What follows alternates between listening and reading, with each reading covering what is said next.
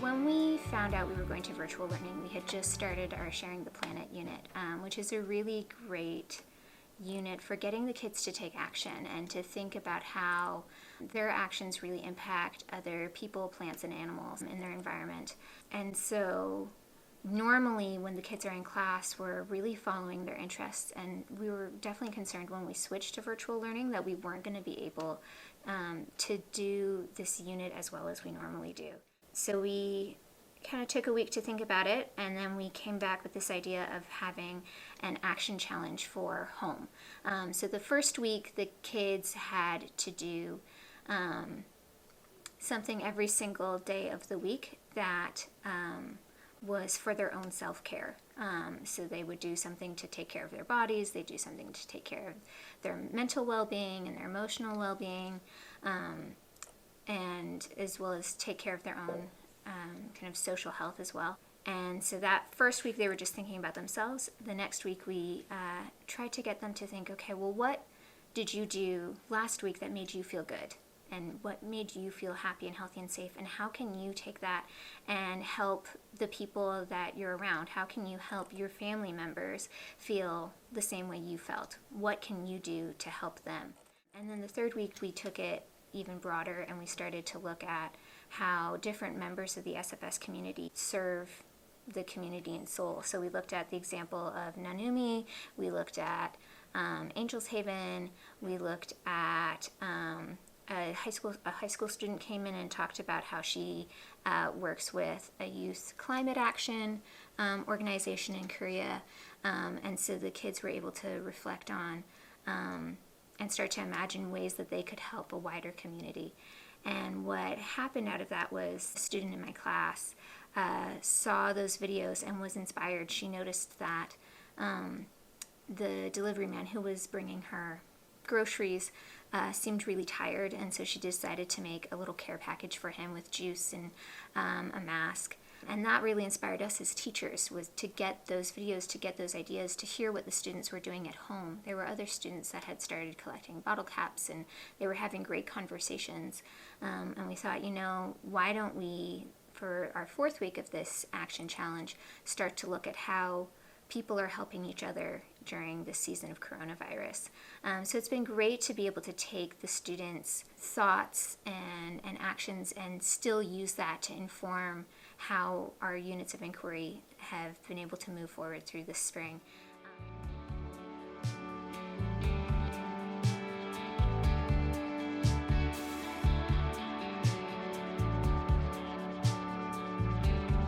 We've got a great writing unit right now where they're starting to use everything that they've learned about writing this year to help others as well.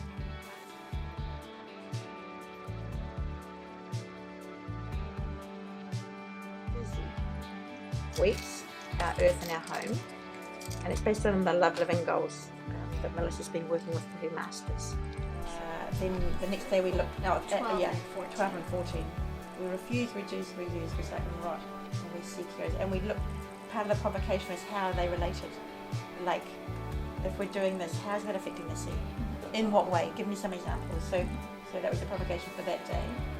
And then we looked at trees and how they help our earth in many ways. And we looked at a bit of research behind what do trees actually do for us. The provocation here was trees help our earth in many ways, so let's plant trees. And these are the two guys we were looking at there. We're sky minders. My class had already read the lore, so we were making connections back to the lore. And we're land keepers, and we tried to get them, okay, so what's the connection with trees with those two things? And then the following, and then to wrap up that week, that was, we pulled everything that we'd learned together and talked about it, and then it was we need to do, and we got them to do an art response. What was the one thing they wanted to convey after all that we'd learned in that week? What did they want to convey to other people? And they posted that up on Flipgrid. So one of the wonderful things during this time for me has been the positive side of having the children in their homes and doing this learning. So the learning is powerful in itself, but often those conversations are held in the classroom with their friends and with their teachers. But the beauty of this time is that they're having those conversations at home. as we give them a provocation video or a read aloud or a conversation or an art piece, we're giving them questions to think about at home and then to bring back a response. So some of the conversations they're having with their families have been priceless. They're character changing conversations, and that's been such a joy for me as a teacher to see how the parents are really coming on board with the learning, asking the deeper questions, trying to get their children to really think about what it is like for someone not to have fresh running water, what it is like for someone not to have food on the table or not to have a table to have food on. Those deeper conversations are happening in the homes. One other family I'd just like to mention, a lovely family where both mum and dad are very hands-on. Dad has been working from home, so that's been another aspect of their home life at the moment. But a really positive aspect of that is that they've both been very much involved in the children's education. So there's the two daughters, and I've got the youngest daughter in my class this year, and I've had the oldest daughter in previous years. But one of the things that really impacted me was that when I asked their daughter to respond back to one of the provocations, Dad interviewed her and he asked her the questions and she answered the questions. It wasn't leading, but he just asked and she answered, and it went on for about a minute and a half. Each time I asked a question, each day they'd have this beautiful in-depth interview about these really impactful issues that I could tell it was changing the way she saw life. It's changing the way she understood the world. It was changing the way she perceived her role in the world.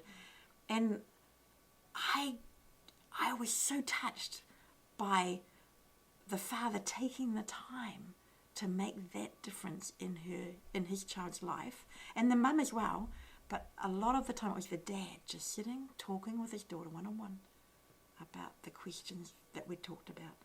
And it brought tears to my eyes at times, just listening to their beautiful conversations. Well, that's my thing. I could tell you a story about each of these kids. Each of these kids has an incredible story to tell, and that's the thing. Yeah. Well, and that's such a great and exciting thing for me as a kindergarten teacher, because they come in at the beginning of the school year barely able to write much more than their name and maybe mom or dad or cat, and now they're writing full letters, full sentences, and it's really exciting to see that growth, and it's great to see them make the connection that this is something that they can do, not just to make mom or dad proud, but to actually really help the world and help other people. How we can write speeches, we can write letters, we can write stories, we can draw posters, we can write petitions about all the things that are important to us. And like Melissa said, these kids some of them could barely write when they first got into kindergarten, and so in springtime, for them to be able to do this much writing about the things they're passionate about, the things they've been learning about, and then they can choose who they want to send it to. Who needs to see this book? Who needs to hear this speech? Who needs to read this letter? They've been writing letters to the school to ask if they can come back. They've been giving reasons why they need to come back. They've been giving solutions as to what they can do to make sure everyone stays happy and healthy and safe when we do come back. They've been thinking through various issues about poverty around the world, about hunger for the 1 in 5 children. They've been thinking through all these issues at home and having these really in-depth discussions. And this is character building, this is character changing, this is life building things that they will remember for the rest of their lives, because it's going so deep and the parents are a part of this. And that's one of the things I love about the SFS mission statement, is that on the one hand, there's this value of academic excellence, which is what we're getting when we're trying to get the kids to write letters that are of high quality by kindergarten standards. But there's also this aspect of service. We're doing it to help others. The point, in my mind, of trying to really excel at what you do is that you want it to have a positive impact